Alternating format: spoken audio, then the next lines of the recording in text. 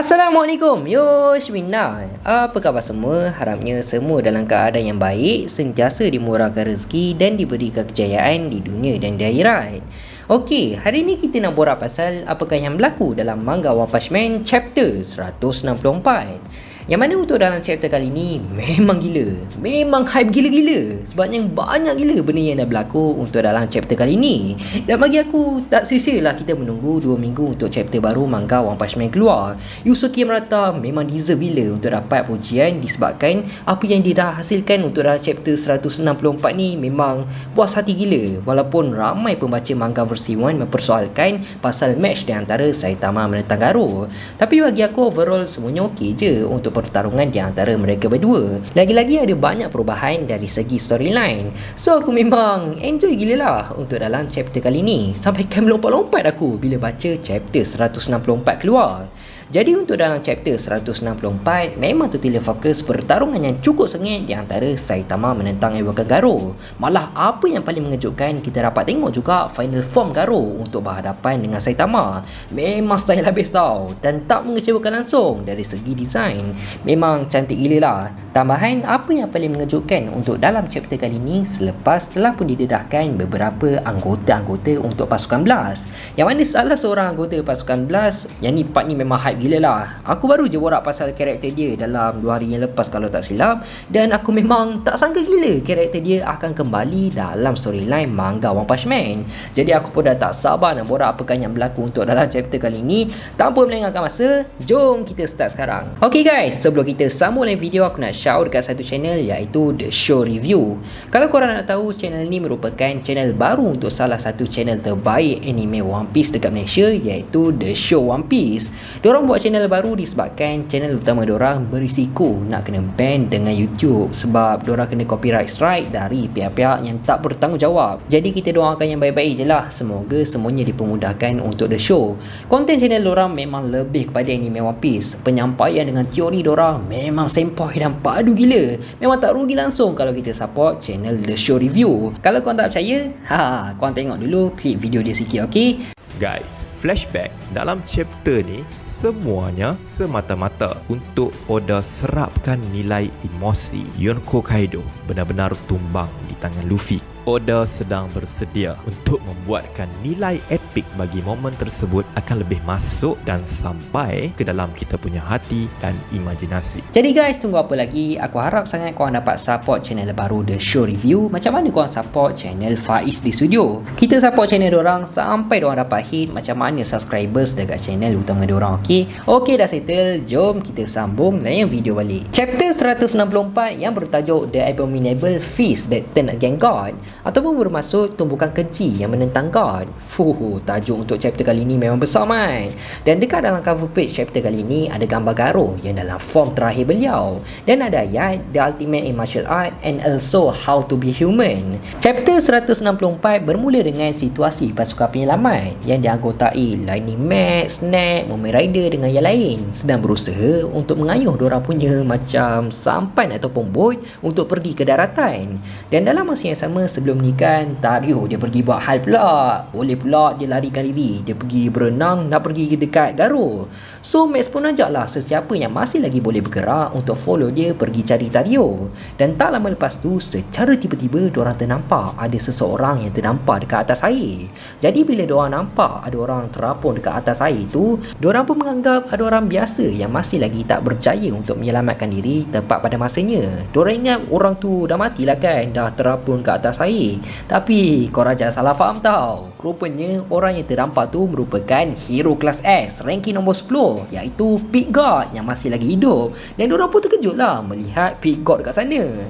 Okey, dah settle pasal tempat pasukan penyelamat tu. Sekarang ni kita beralih pula situasi dekat pertarungan yang cukup sengit di antara Saitama menentang Iwaka Garo. Jadi waktu ni Garo pun seranglah Saitama bertubi-tubi tanpa henti. Dia pun tendang lah tombok kepala botak si Saitama tu, picit telur Saitama lah, siku lah, lepas tu dia tanduk lah, macam-macam yang Garo dah cuba lakukan. Tapi tak ada satu pun serangan yang berjaya untuk menyerang Saitama. Sampaikan Garo pun dah petak tau, macam mana lagi cara untuk dia menyerang Saitama. Gunakan teknik tak berkesan, kelajuan pun tak berkesan, gunakan kekuatan lagilah tak berkesan. Sebabnya Saitama ni kan lagi kuat dari Garou. Dan dekat sini kita dapat tengok rupanya selepas Garou telah berubah ke dalam form terakhir beliau, rupanya tangan Garou pun dah bertambah jadi seakan forearm. Dia dah ada 4 lengan. Dan sampailah satu masa Garou pun gunakanlah kreativiti dia untuk menyerang Saitama. Dengan Garou telah memegang Saitama, lalu Garou pun telah menggunakan 2 lagi tangan yang dia ada untuk menghasilkan satu impak bagi meningkatkan kelajuan beliau seakan jet untuk menyerang Saitama. Dengan Garou telah menggunakan serangan Extreme Power Attack. Sampaikan serangan yang telah dilakukan oleh Garou telah menghancurkan sebuah gunung. Memang impak serangan yang telah dilakukan oleh Garou ni memang cukup luar biasa. Malah bukan takat tu je, impak serangan yang telah dilakukan oleh Garou telah bagi kesan sehingga ke dalam perut bumi dan hampir untuk mencecah ke bahagian hujung perut bumi.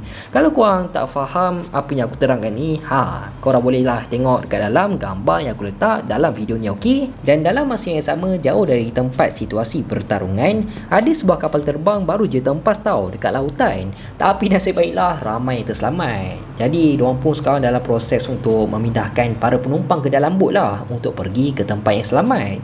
Tapi waktu diorang dalam proses pemindahan tu, secara tiba-tiba telah berlakunya satu gegaran yang cukup kuat dekat sana. Dan secara mengejut telah munculnya seakan makan purba yang dah lama hilang dekat sana.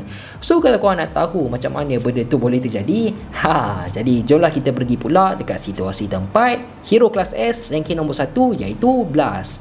Yang mana sekarang ni Blast dengan anggota beliau sedang berada dekat dimensi yang lain. Dan dalam masa yang sama, diorang dapat rasakan ada sesuatu benda yang cukup besar telah berlaku dekat bumi. Ruang angkasa dekat area bumi seakan terganggu. Daya magnetik dengan ruangan graviti seakan tak stabil dan menggila. So diorang pun pelik lah, apa sebenarnya yang sedang berlaku dekat bumi. Dan bila Blast buka je portal untuk melihat keadaan bumi sekarang, diorang semua terus je terkejut melihat keadaan bumi sekarang. Disebabkan apa yang sedang berlaku sekarang ni bukannya benda yang biasa, bukannya benda yang boleh bawa main tau. Yang mana bentuk bumi sekarang ni bukannya bulat, tapi dah bujur disebabkan terlalu hebatnya efek pertarungan di antara Saitama menentang Ewakan Garou. Dan apa yang berlaku dekat tempat kapal terbang terhempas tu pun merupakan salah satu efek pertarungan di antara mereka berdua. So dekat sini apa yang paling menarik kita dapat tengok susuk tubuh beberapa anggota-anggota yang berjuang bersama dengan Blast. Ada yang perempuan lah, ada yang macam singa lah. Dan apa yang paling membuatkan kita hype untuk dalam chapter kali ni, dah memang confirm salah seorang anggota pasukan Blast merupakan Boros. Cumanya kita pun tak pastilah adakah Boros yang bersama dengan Blast tu merupakan satu puak alien yang sama macam Boros pernah berhadapan dengan Saitama, ataupun boleh jadi tu merupakan Boros dari universe yang lain.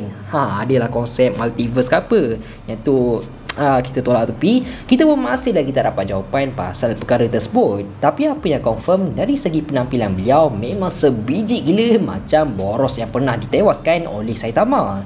Jadi disebabkan apa yang dah berlaku dekat bumi, Blast pun apa lagi kan, dia bersama dengan anggota-anggota beliau terus dia menuju dekat bumi untuk membetulkan semula dan berhadapan dengan siapa yang telah menyebabkan perkara tersebut berlaku, iaitu Saitama dengan Ewakan Garou. So kita berbalik semula dekat situasi pertarungan. Sewaktu Garou masih lagi rancak untuk menyerang Saitama, sampailah satu masa takkanlah Saitama nak duduk diam je kan, biar je badan dia kena hadap, kena tibai dengan si Garou tu. Jadi Saitama pun apa lagi, dia pun counter lah balik menggunakan serangan consecutive normal punch, yang mana Saitama telah menumbuk Garou bertubi-tubi. Tapi nasib baiklah bukan killer move serius-serius ke apa, ni nasib baiklah normal punch je. Kalau tidak memang arwah lah jawabnya Garou. Dan bila Garou kena tumbuk bertubi-tubi dengan si Saitama tu, barulah Garou sedar. Walaupun pun yang dia dah cuba buat sekalipun, dia tetap tak mampu untuk bersaing dengan Saitama. Dan kata-kata Sex Centipede sebelum ni, yang mana dia nak hapuskan tumbukan keji yang mampu untuk menentang God, pada awalnya Garou ingat dialah orang yang dimasukkan oleh Sex Centipede. Tapi rupanya orang yang telah dimasukkan oleh Sex Centipede tu Garou menganggap adalah Saitama. Dan Saitama pun berjayalah untuk menumbuk tepat dekat muka Garou, sampaikan Garou tercampak jauh dekat permukaan. Jadi bila Garou dah terbaring dekat atas permukaan, Saitama pun tanyalah dekat Garou, kau dah puas ke belum? Tapi waktu ni Garou memang totally dah give up gila lah untuk berhadapan dengan Saitama.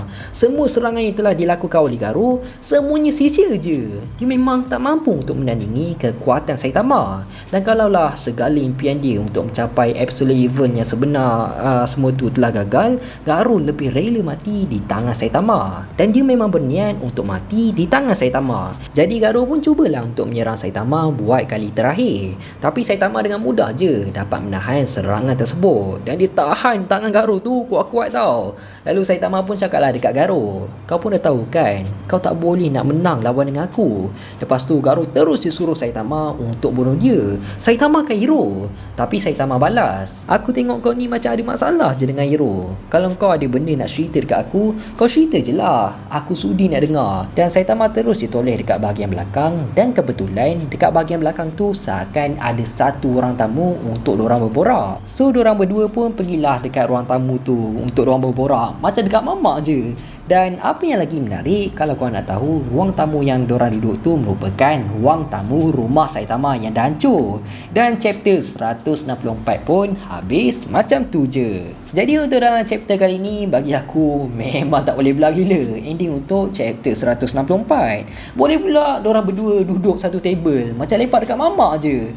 Paling tak boleh belah, korang tengok cara Garou duduk, bukan main sopan lagi, macam nak pergi jumpa dengan pak mertua je, macam nak masuk minat orang pula. Dan aku dapat rasakan ini merupakan ending untuk pertarungan di antara Saitama menentang Garou. Cumanya benda ni belum confirm lagi, boleh je terjadi kalau Yusuke Murata akan buat perubahan disebabkan Team Blast pun sekarang ni sedang on the way ke sana untuk berurusan dengan siapa punya angkara semua benda ni berlaku. Dan boleh terjadi kita akan dapat tengok Team Blast akan beraksi untuk dalam chapter akan datang. Tapi apapun, aku memang enjoy gila lah untuk dalam chapter kali ni. Dan kita masih lagi ada harapan untuk menyaksikan pertarungan yang cukup sengit mungkin boleh terjadi di antara Boros menentang Garou. Benda tu memang ramai yang nak tengok tau. Tapi macam biasa, apa pun kita tunggu je lah apa pula yang akan berlaku dalam chapter akan datang. Jadi aku rasa sampai sini je lah kot video kita untuk kali ni. Aku harap korang semua enjoy dan penyampaian aku jelas. Teruskan support Faiz di studio untuk mendapatkan 250,000 subscribers dalam tahun ni. Aku nak minta maaf sangat kalau aku ada buat silap, terkasar bahasa, tersalah cakap. Aku nak minta maaf sangat, aku hanya manusia biasa, tak lari daripada kesilapan. InsyaAllah kita jumpa dalam next video. Assalamualaikum, bye-bye.